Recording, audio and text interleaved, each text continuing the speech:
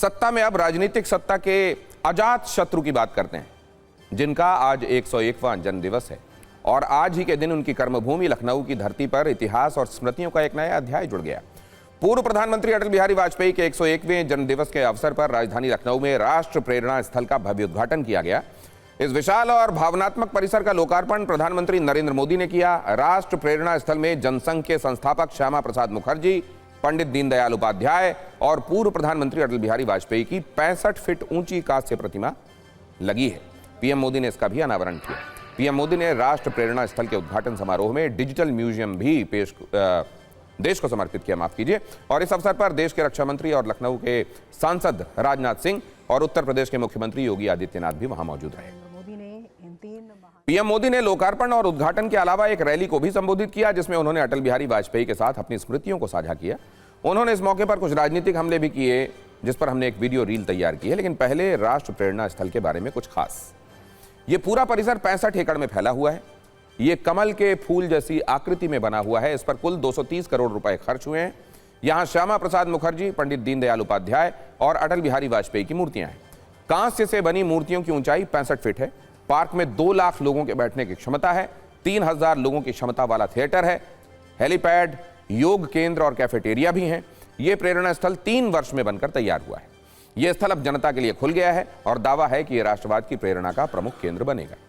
राष्ट्र प्रेरणा स्थल के उद्घाटन के बाद प्रधानमंत्री मोदी ने संबोधित भी किया और इस मौके पर पीएम मोदी ने कांग्रेस और समाजवादी पार्टी पर तीखे हमले किए। पीएम मोदी ने कहा कि आजादी के बाद कांग्रेस ने अपने परिवार का ही महिमा मंडन किया, उसी तरह समाजवादी पार्टी ने उत्तर प्रदेश में परिवारवाद को फैलाया। पहले एक परिवार की ही मूर्तियां लगती थीं, आज हर विभूति को सम्मान मिल रहा है। बीजेपी ने हर किसी के योगदान को सम्मान दिया। आज नेताजी सुभाष चंद्र बोस की प्रतिमा दिल्ली के कर्तव्य पथ पर है। एक बार फिर सुनिए उन्होंने इस समारोह में और क्या क्या कहा।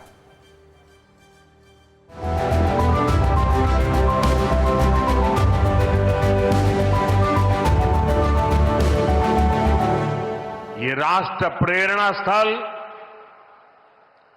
उस सोच का प्रतीक है जिसने भारत को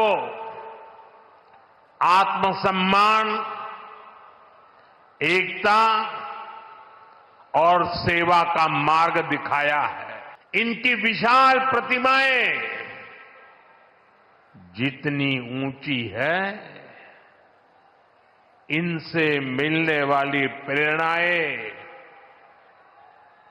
उससे भी अधिक बुलंद है।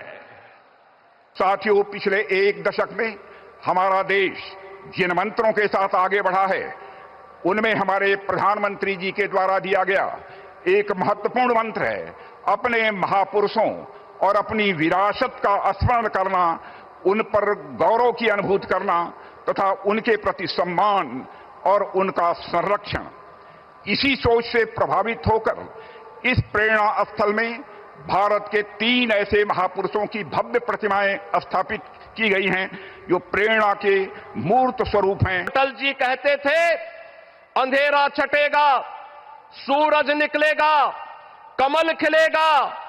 तो यह केवल मात्र एक आशा नहीं, बल्कि भारत राष्ट्र के उज्जवल भविष्य को लेकर के उनके अडिग विश्वास, दूरदृष्टि और दृढ़ संकल्प का उद्घोष था। और आज वही प्रेरणा हम सबके सामने विकसित भारत के रूप में देखने को मिल रही है।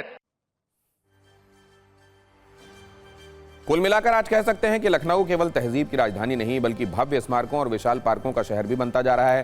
पहले से लखनऊ में डॉक्टर भीमराव अंबेडकर स्मारक और पार्क, जनेश्वर मिश्र पार्क हैं, अब राष्ट्र प्रेरणा स्थल भी बन गया है। डॉक्टर भीमराव अंबेडकर स्मारक पार्क मायावती की सरकार में 2007 से 2012 के दौरान विकसित किया गया। ये गोमती नगर में मौजूद है। राष्ट्र प्रेरणा स्थल से इसकी दूरी लगभग 5-6 किलोमीटर है। जबकि जनेश्वर मिश्रा पार्क को समाजवादी पार्टी सरकार ने 2012 से 2017 के दौरान बनाया था। ये एशिया के सबसे बड़े शहरी पार्कों में गिना जाता है। राष्ट्र प्रेरणा स्थल से इसकी दूरी लगभग 8 से 9 किलोमीटर है। यानी 10 किलोमीटर के अंदर लखनऊ में 3 बड़े और विशाल पार्क हैं, जो अलग अलग तरह के राजनीतिक संदेश देते हैं।